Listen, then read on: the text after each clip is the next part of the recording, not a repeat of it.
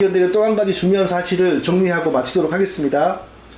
모든 사람을 창조하시고, 하나님은 모든 사람을 창조하시고, 그런데 사람들이 다 타락하고 범죄하였죠. 그런데 그 가운데 일부를 자기 백성으로 택하시고, 그 택하신 자에게 그 사람의 의사와 자격과 공로와는 상관없이 큰 은혜와 복과 구원을 안겨주시는 하나님이라는 사실을 우리가 여기서 알 수 있습니다.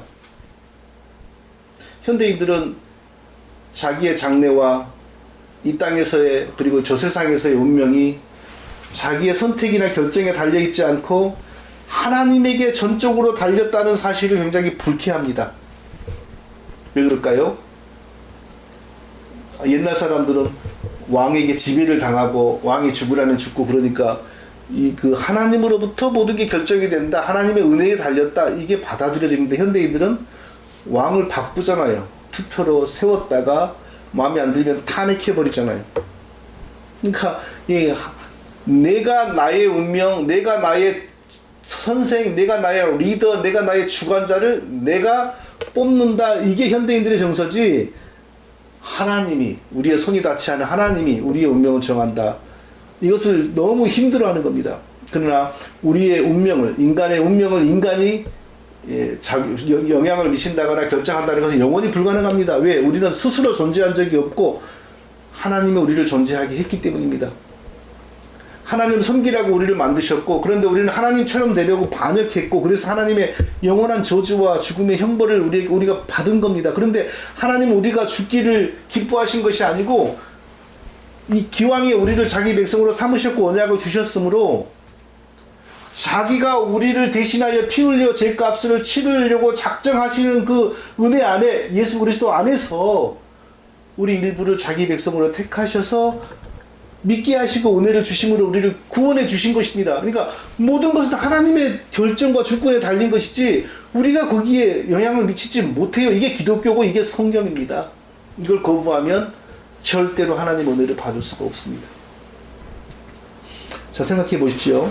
오르바, 룻의 동서죠. 똑같이 시집와가지고 똑같이 살았는데 왜 그 사람은 시어머니가 가라고 권유하니까 잠시 눈물을 흘리고 때는 이때다 하고 돌아서 자기 길로 가버립니까? 왜 룻처럼 시어머니를 따라가서 이런 복을 누리려는 마음이 전혀 안 생겼을까요? 자, 또 반대로 룻은 왜 따라가지 않고 시어머니를 따라가고 시어머니의 하나님을 자기 하나님으로, 시어머니가 하나님 섬기다가 죽어 장사되는 곳에 자기도 죽어 장사되려고 하는 그런 마음을 가지게 될까요? 이 하나님의 은혜가 아니고 설명이 안 되잖아요. 사람이 이런 생각을 가질 수 없습니다. 이건 소설가도 쓸 수 없는 스토리입니다. 마치 리브가의 뱃속에 쌍둥이 아들, 형제가 들어앉았는데 둘 다 뱃속에서 아직 제대로 몸과 모양이 갖춰지기도 전에 하나님이 한 명을 자기 백성으로 삼고 한 명을 자기 백성 안 되도록 제외하시고, 이거하고 똑같지 않습니까?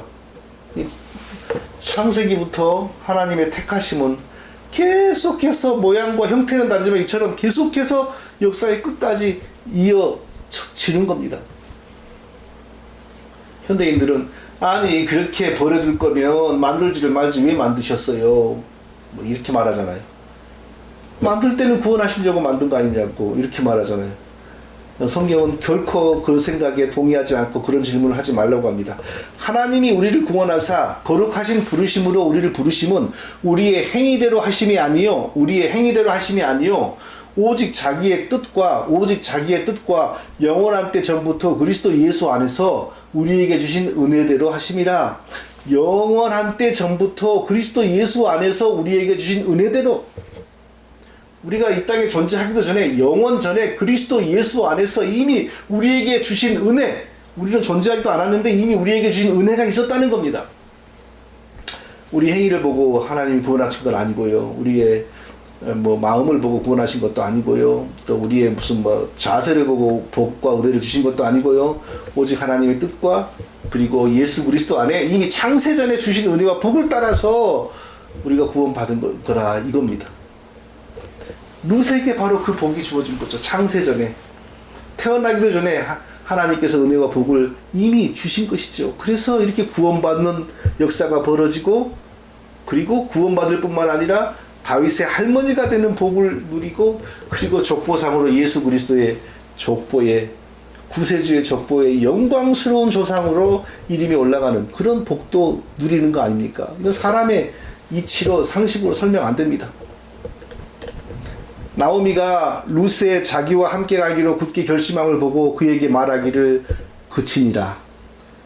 룻의 자기와 함께 가기로 굳게 결심함을 보고 그에게 말하기를 그치니라. 아무리 새로운 앞길을 찾아서 가라고 해도, 동서처럼 그 백성과 그 시대에게 돌아가라고 해도, 요지부동이 어머니 하나님이 내 하나님이고, 어머니의 땅이 내 땅이, 어머니가 묻힐 땅이 내가 묻힐 땅입니다. 흔들리지 않은 거예요. 왜 그러겠어요? 하나님이 택하시고 은혜 주시고, 하나님이 너는 내 것이라 붙드시면 그 믿음이 흔들리지 않습니다. 믿음이 자꾸 10년에 한 번, 몇 년에 한 번 흔들리는 거에 있을 수 있겠지만, 보름마다 흔들리고 한 달 만에 흔들리는 사람들, 그 사람 속에 하나님 없는 겁니다. 하나님이 은혜 주시고 하나님이 은혜로 붙드시면 흔들림이 없습니다. 마음은 좀 출렁일 수 있지만 믿음은 흔들림이 없습니다. 몇 년에 한 번씩은 흔들린다고 쳐요. 자식이 삼수를 했는데 대학을 못 갔다거나, 이럴 때 이제, 그냥 하나님 믿어도 되는 거다. 자식이 안 되네. 이렇게 잠시 한 며칠. 그럴 수는 있습니다. 그러나, 하나님에 대해서 보름 간격으로, 일주일 간격으로, 석 달 간격으로, 목사님, 나 방학해야 되겠어요. 영적 방학 좀 해야 되겠어요.